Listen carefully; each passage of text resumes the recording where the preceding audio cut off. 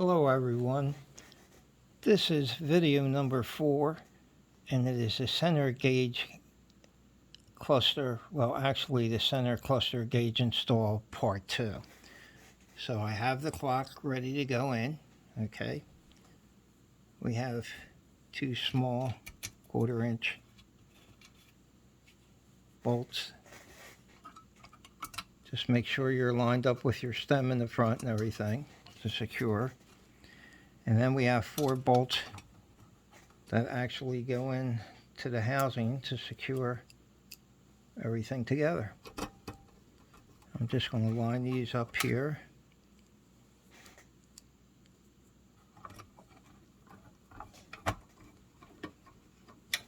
And just to give you an idea of what's going on.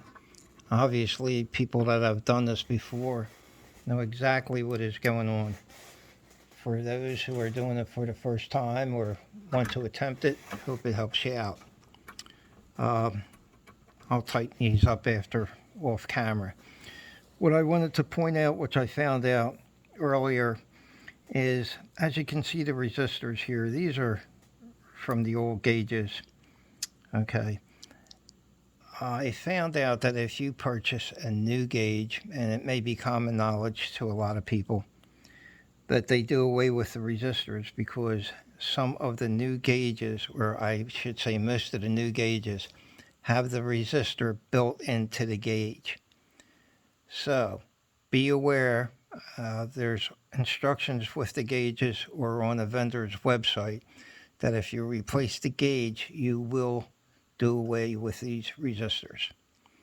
Also, your resistors from your stock gauges, if I'm correct in this, from what I also read, they have to ohm out at 90. And I think the ones I tested here were like 84, 86. So I'm assuming that they're going to work fine. And I guess we'll have to wait till we get it back in the car. I mean, they were working when I took them out.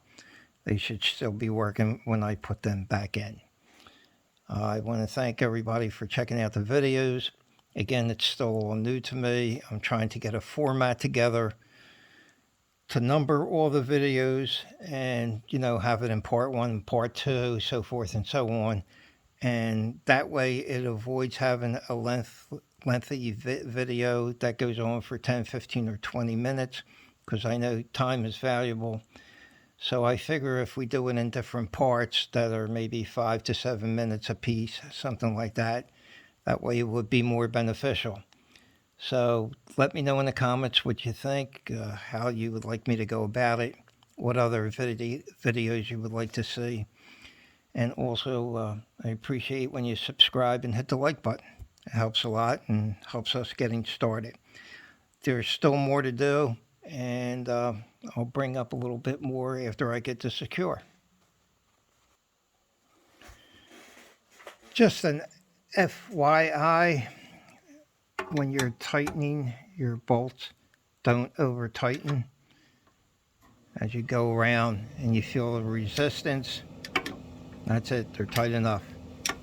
Because you don't want to strip out anything in the housing. That would be a problem. So it's good to initially, tighten them up somewhat and then go around again and maybe go around the second and third time until they're all secure. To finish up with this part 2 of this video, I wanted to show you, this is the one that we were working on. This is for the 74 yellow. And here is the one I did a few years ago. And this is for the brown 454. As you can see, the lettering is done here. I still have to do the lettering here. Again, these are for drivers, they're not for judging, but I just wanted to bring your attention because I tried different paint, and you'll have to excuse the glare.